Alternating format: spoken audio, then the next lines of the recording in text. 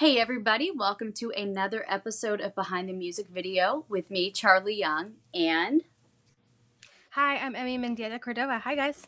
hey, so I really wanted Emmy to be a part of this series. I talked to her when I first launched it, and she agreed, which I'm super excited about because Emmy is naturally an introvert. So she wanted to come on for two music videos. So she's coming on for this week's Scumbag and for the last episode of the series next week, which would be the music video for work. So without further ado, let's go behind the music video of Scumbag.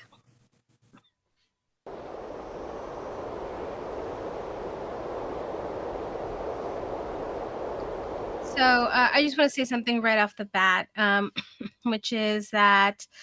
So this is a little bit of an Easter egg for me and Charlie, just a little thing I did.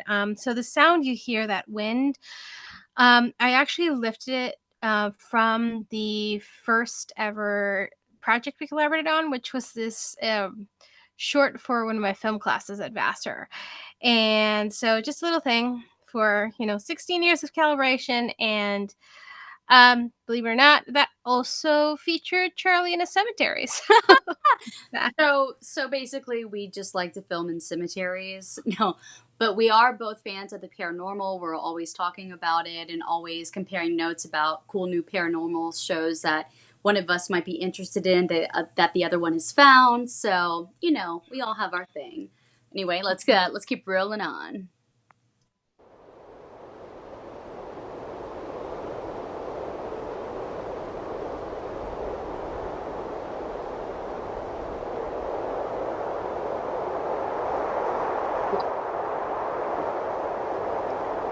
That rose, yeah. So we had a bunch of the way I did that rose is I just had a bunch of roses that I bought from Trader Joe's, and we wanted something unique looking for the video. And because the whole palette was like very blue, gray, and I thought, maybe a black rose, but I was like, yeah, I don't know. Black roses have been, I don't know, overdone a little bit in drama. So let's give it a very unique twist. So I was like, let's do a chrome rose. So yeah, I bought roses from Trader Joe's and a can of chrome or silver spray paint, and just was like spray painting roses in my garage and like sending photos to Charlie, being like, look, it looks cool. Yeah, Um, yeah, it was fun. And the rose had many stand-ins, right? yes, we had like 5 backups. Because they once you spray paint them, like, they are very delicate and they don't last a long time. So transporting them was a thing, and like, if one of them got a little bit mushed up or a little bit too dry, we had 5 stand-ins. Yeah, they all had their time to shine, I feel. So they all had their moment in Yeah. the sun. So, and this is really cool because I stopped it and it is on the title card. And so Emmy always has obviously my name, the name of the music video, and the month before was my birthday month, and she'd got me this really awesome ring that says my name on it. And so I said, hey, let's make that my name for the title card so you can see that there on my finger. And then also, did you put a star filter on my little jewel right there? Yes, there was a star filter on that. Because there's a lot of star filters and like little pings of light, and I was living for it. So Yeah.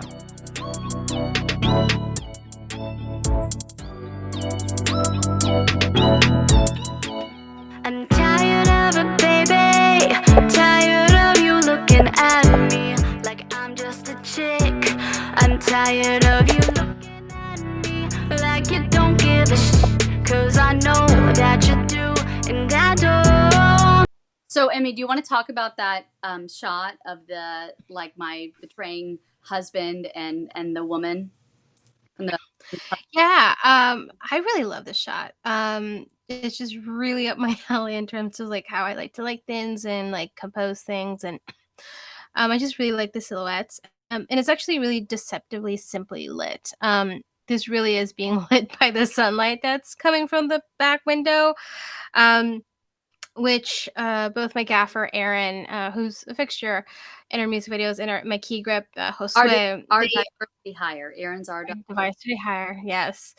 They just put up some diffusion on the window and just close the blinds halfway just to bring in that light, and that's really all that's lighting this.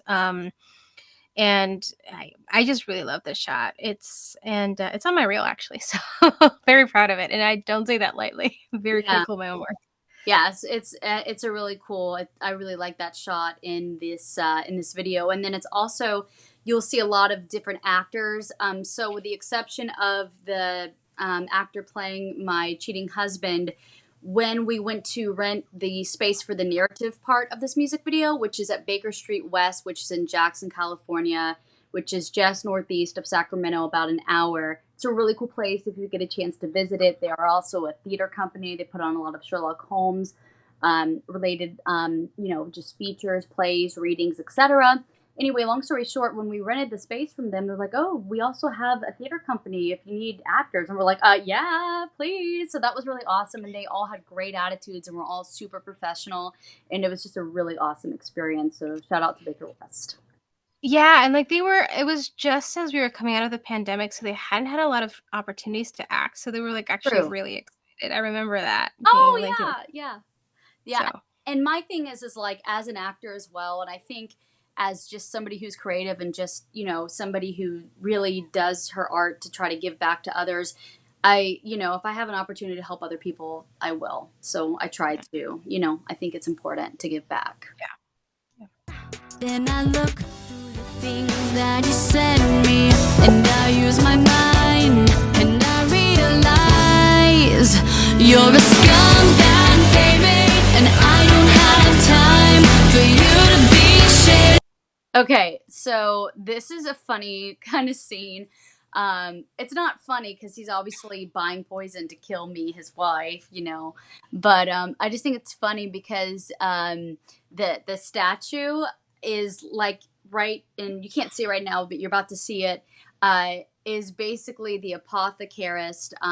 Is that what they're called? What are they called? yeah, apothecary. Apothecary. So he's about to give my cheating husband the bottle of poison, and there's a little statue of of an apothecary giving somebody like a bottle of something. So that's kind of a cool little illusion there within the shot. So it's just something Yeah.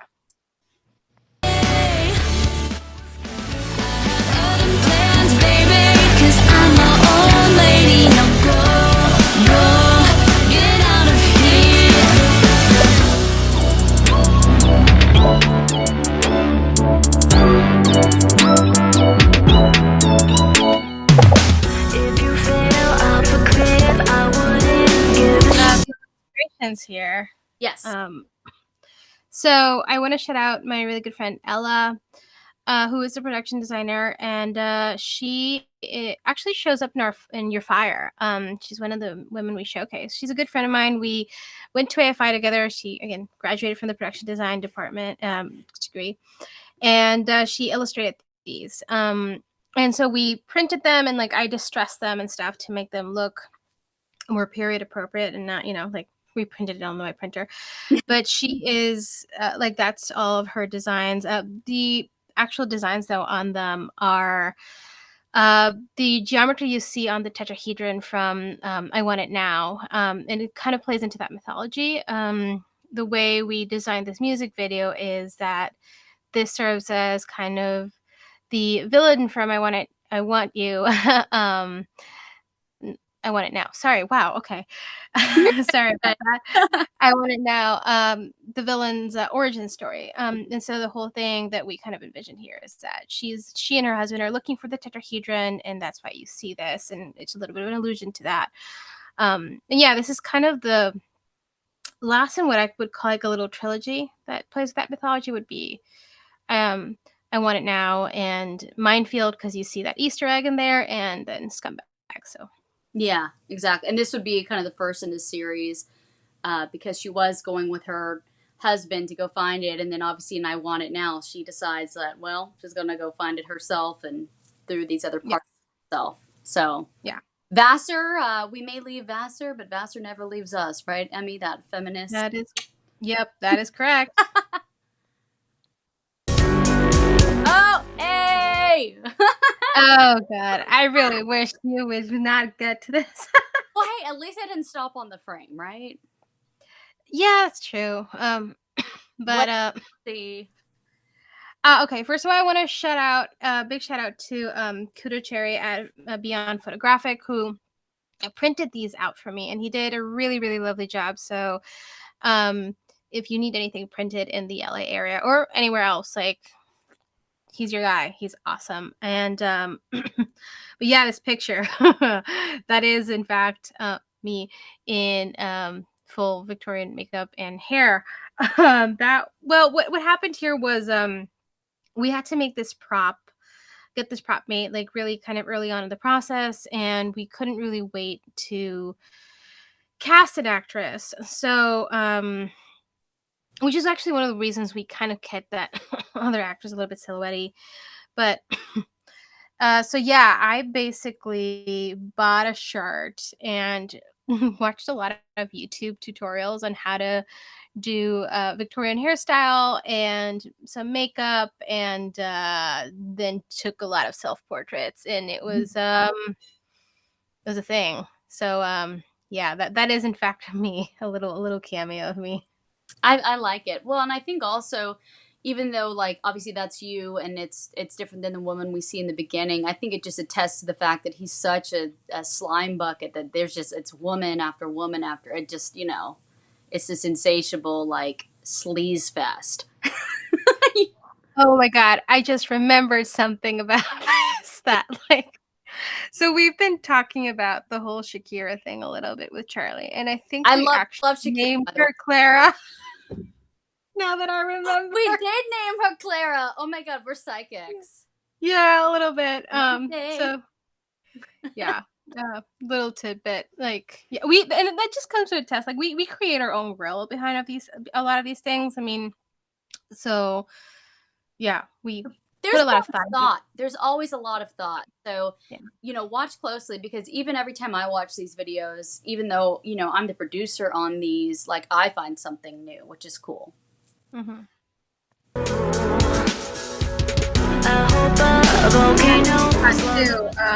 The guy, as he's putting on his wedding ring, his wedding band back on, everyone who sees it is just like really sleazed out by it, which I think is great, because I think that's the purpose of the shot. It's just like giving you that feeling of like he's a complete scumbag. He didn't even bother to put it on before he comes in to see her. He's just like doing it as he's approaching, and Trash. yeah, he's very not classy, and but I mean it skeezes everyone out, and I think that's the purpose of this frame, and I'm happy it skeezes people out, because that's what it's supposed to do. Well, mission accomplished, because he's obviously a trash dumpster fire man. Yeah. Oh. Yeah.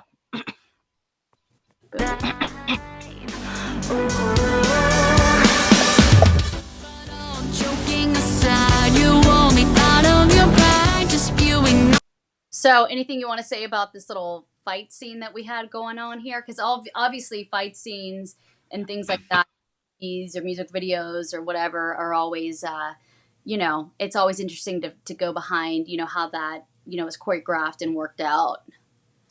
Yeah, there's a few things here. Actually, just I want to touch first on the lighting. So we do have a little bit more light on his side, just because for like in the storyline for me, this was kind of the moment she really turns dark, really goes down her journey of villainy. So you see that we have her like her dark side towards the camera, and we were like very purposeful about that. So yeah, small lighting things that. here. Yeah. But also just like this fight was there were a few things we needed to be careful with, because there was a stunt in there, like technically, as you see later, that you do kind of hit him, and we needed to make it look camera ready, and like it'll play, but we needed to make sure that physicality would read properly on camera, but wouldn't be unsafe for either of you two. But also just emotionally, I think I think you were holding back actually for the Probably. first few takes. And we were getting that aggression. I really wanted like some real just like aggression that came from a really deep place of hurt for this character, because that's her confronting him, and like I wasn't really seeing that in Charlie. So um Charlie very unfortunately had just gone through like a pretty big breakup and was still kind of figuring stuff out from that. And I did was like all these conversations we've been having, because again we're friends, so like I was like, Charlie, you have all that anger inside, just like channel that, at this scumbag.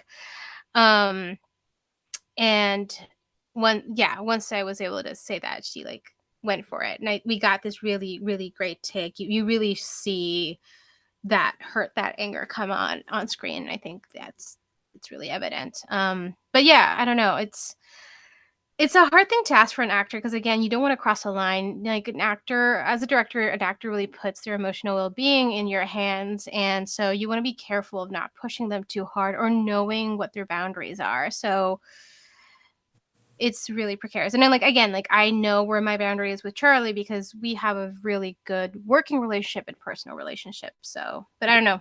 What are your takes on it, Charlie? Yeah, and I was gonna say, I've been working together for 16 years this year, and you and I both basically, I think it's really cool since we have worked for so long and done so many projects together. We both can say like maybe one sentence or one adjustment, and we know what the other one's talking about. We have our own kind of language that we both speak.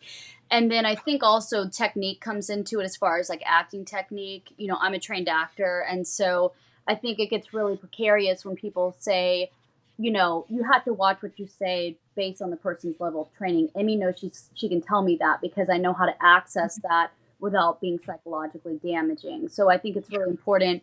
Emmy and I are big proponents of safety, whether it is emotional safety, psychological safety, practical safety. We're very big proponents of that. So, and also I just want to say, based on our personal conversations, since you were talking about how, we'd have those personal conversations, the song came out of a personal conversation as well. We were talking about scumbags, and that's how the song came to be. So there you go. Yeah. Yeah. And just on the like level of communication, sometimes it's not even words, it's a look. Like Yes. there's just been like moments in music videos when just Charlie gives me a look and I'm just like, I know. Okay, I'll fix it. Like it's just like, and I cut the camera and she's like, yeah, I know. And it's Yep. just, but that's 16 years of collaboration. She and I both know whenever it's on us, and the good thing is there's always a everything comes is cushioned around love and mutual respect, mutual admiration. So it's like even if we do give each other the look, it's like it's coming from a good place. So I think. Oh yeah. Yeah. But I'm more saying it's a mind melt. That's what I'm saying. We do. We can totally get in sync. We're like, mm-hmm. It's like I know. Let's go. Mm-hmm. So.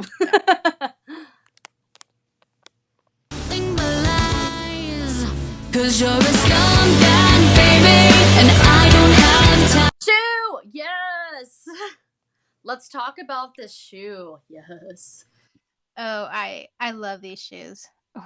I bought these shoes after this shoot. She did. I would have stolen them, but Charlie and I do not have the same shoe size. I got big feet. I got like average size feet. So I had to go and buy these myself. But I'm not a shoe person, but these shoes, I'm just like, I need them. And yeah, we got this star filter and we were painting it, and that's why you get all these like kind of star effects on it. And yeah, I'll actually be wearing these shoes to the premiere of my third feature film in a couple weeks, because I have not had a chance to wear them, because bought these mid-pandemic, and who's wearing high heels anywhere in the pandemic? I don't know. Definitely not me.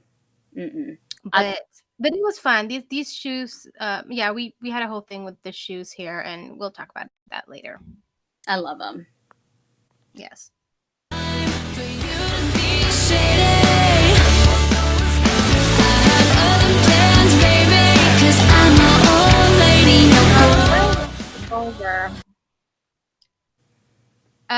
We just want to put it out there for everyone. Like, we're really, really huge advocates of set safety. And this is You can talk about the prop, because actually we don't have a dedicated prop master in our set, but like the only person who ever handles this is Charley, and that is part of our safety procedure.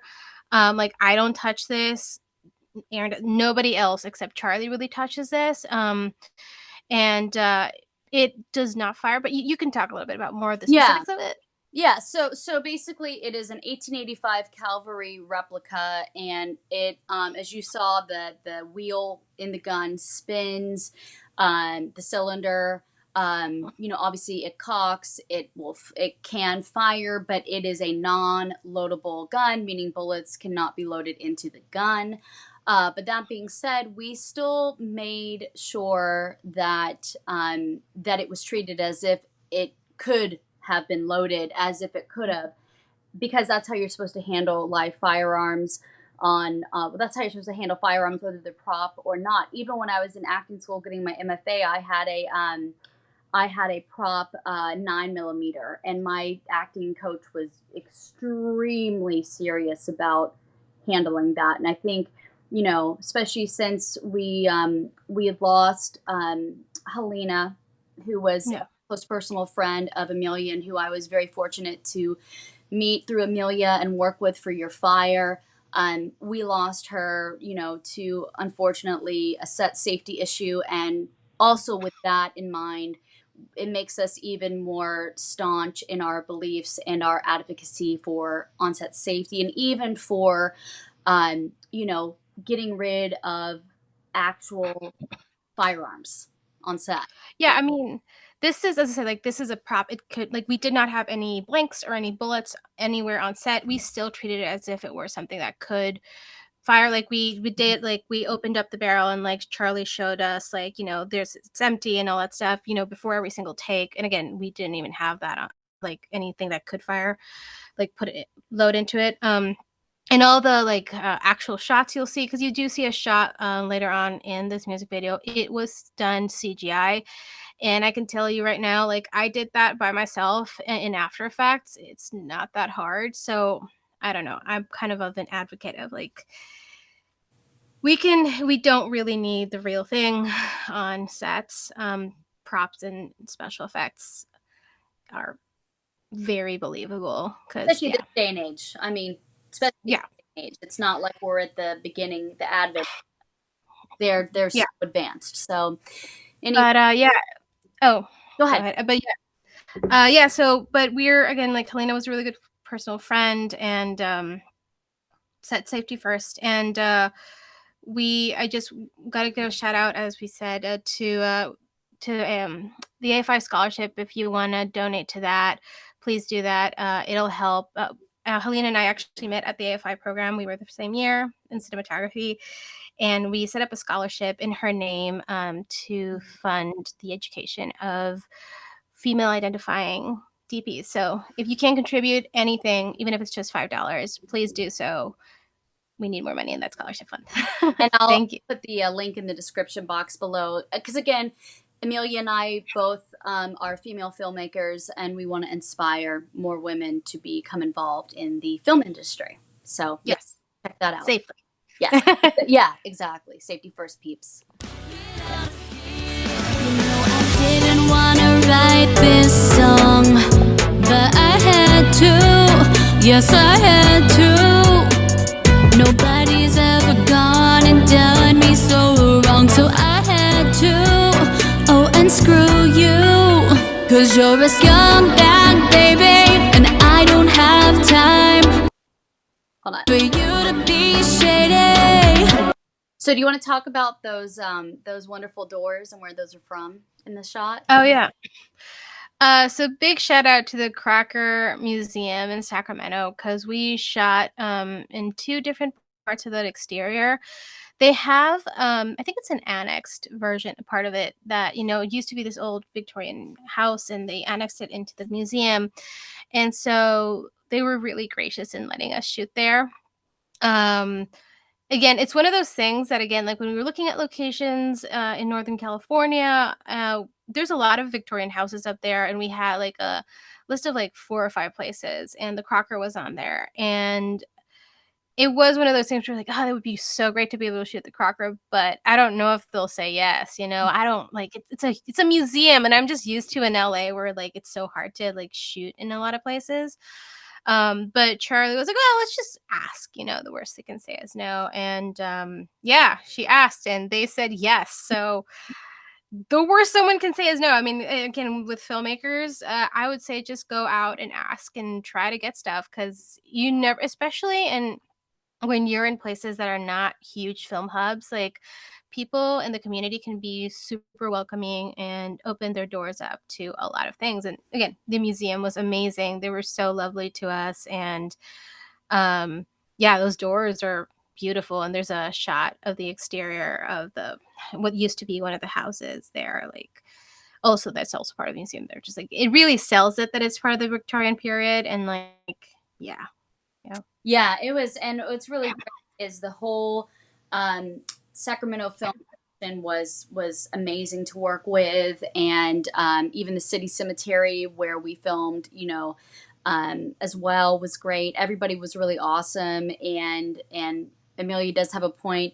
We very often go outside. I mean, we definitely shoot a lot in places that are used to filming, like LA, but I think it's always really wonderful for us to explore and go outside and go to locations that don't have that happen as much. I think it's really a real treat for us and for them. And I sent them all a bunch of goodies and stuff and thank yous, because it was they were so kind and generous.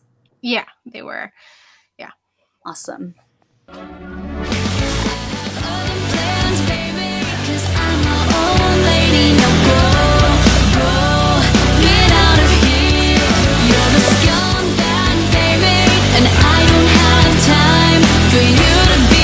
Okay, let's talk about this shot. Oh wow, the shoes, yeah. Yeah, you so can see him here, yeah. Yeah, I really love that exterior. It's just so pretty. Mm-hmm. But I'm so sorry, Charley. I'm just so sorry. I'm sorry. I can't say. Can I say sorry enough? The thing has made me done. I mean, I really could file. I could press charges against her, but I guess it is what it is. I put myself in these positions. It's true. So poor Charley was in full Victorian garb in 115-degree weather. That turned out to be. I was told it was 103. Well, it was projected to be 103-ish. And then when we looked at the weather when we got back, we were like, oh shit, it's like 115. It was really bad. I mean, at some point it got to 100. It was not consistently 115, but like it was between 110, 115. Yep. When we were out there, and yeah, poor Charley. It was the hottest weekend in Sacramento that summer 2021. It was just really bad luck. The rest of the summer was perfectly normal. Of course. It was like 95, 98, which I know sounds really warm, but like for Sacramento, that was like very standard. So that was just the one weekend that it was bad luck.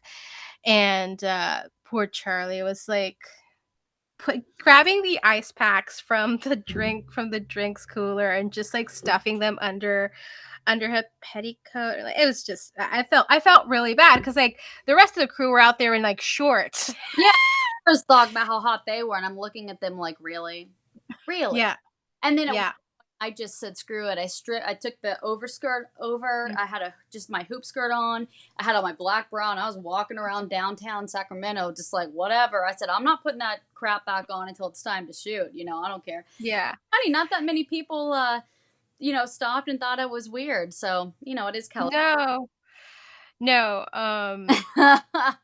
But yeah, no, I'm like, we had to redo your makeup like once or twice. I mean, because like it just kept sweating off. I mean, poor it. Like it was a thing. And like again, Charley's a trooper, and yeah, it was so hot that after we left, like the car of one of our crew members wouldn't start. Like it was just so hot. The engine, we didn't know what it was, and like a couple days later, a week later, we figured out it was like the engine overheated because of the heat. It was crazy. It was just like smeltering heat. It was just insane, but we did it. We We made it. So Charley, you're a trooper, like really. And again, I'm sorry.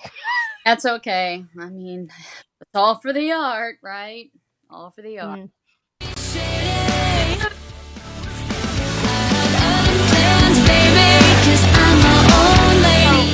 I want to just say something real quick about those shoes. So even though we're all, Victorian appropriate, both with our exteriors, our costumes, and everything, we did want to add an anachronistic element of the shoes. Obviously, you saw the spiked and chain shoes earlier. Now we've got these pink platform boots underneath a funeral, a mourning gown, if you will. Just because, it is going to be a good new beginning for her because she's gotten rid of this person who obviously was toxic in her life. And but yeah, we wanted to add a little something anachronistic to kind of, spice it up, I guess. Yeah, we were inspired. At least a lot of the visual references were very steampunk-esque. Mm-hmm. And although the shoes aren't really steampunk, but again, we did want to add an anachronistic element and kind of just reference that aesthetic. And yeah, I don't know. I just love those bubblegum pink shoes against the black. Me It too. just looks cool. It's a cool thing. I don't know. I loved him too. I love him too.